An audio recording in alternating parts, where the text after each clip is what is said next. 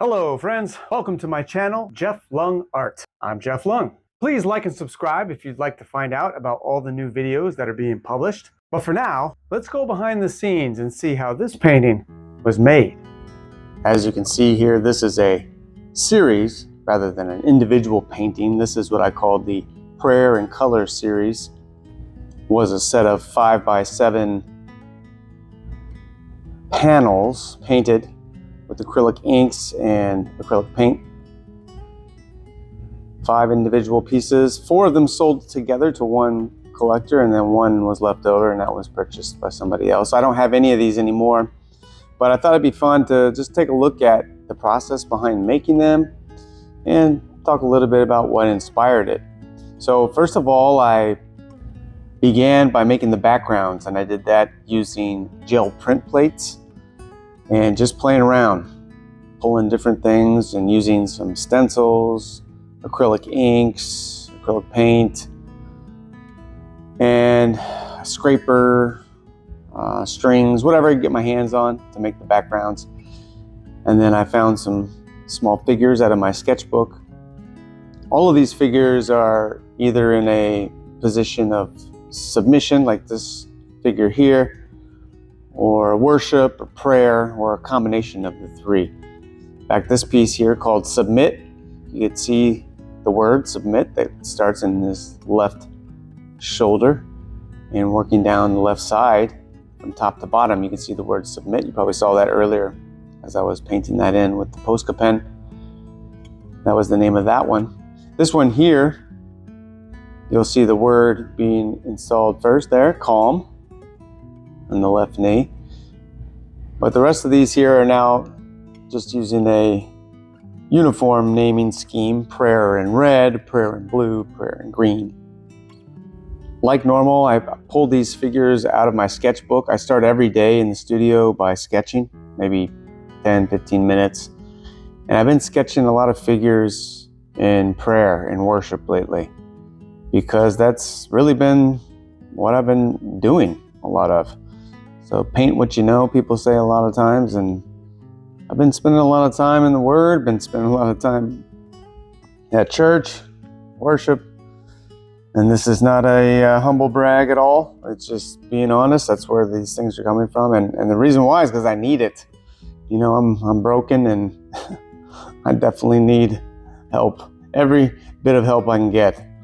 So I'm finding a lot of support and a lot of peace and understanding through prayer, through worship, through being in the Word. So praise the Lord for that. Here now we're on to prayer in blue, and this one a little different. We got the word up here, and you saw me join in the cross earlier. Those will be the things that will stand out with this piece. Interestingly enough, the church where I go, Restoration, you know, they talk a lot about being in the secret place being wherever you go to commune with God, reading the Bible, praying, meditating, that sort of thing. And I spent a lot of time in 3 specific passages over and over and over again. They're really just a blueprint for prayer. That would be the Matthew 6 Lord's Prayer. Also in Philippians 4:6-7, be anxious for nothing, but in all things through prayer and supplication with thanksgiving, make your requests be known to God. Those are pretty regular passages in my reading, in my secret place time. And all the pieces in this series are a reflection of that, an illustration of some of the feelings and emotions that come up during that time. So here, this one, be still, are the words that are embedded. If you've been following my work, you know that I like to hide words in my paintings. I like pictures within pictures, Easter eggs, and whimsical geometric playgrounds for the eye. Also, a little different from what you're used to if you watch my videos is here we're showing some real-time footage instead of having it sped up in a hyperlapse form where you get 30 times the speed. I'm showing you real time just to show you how meticulous a process it is.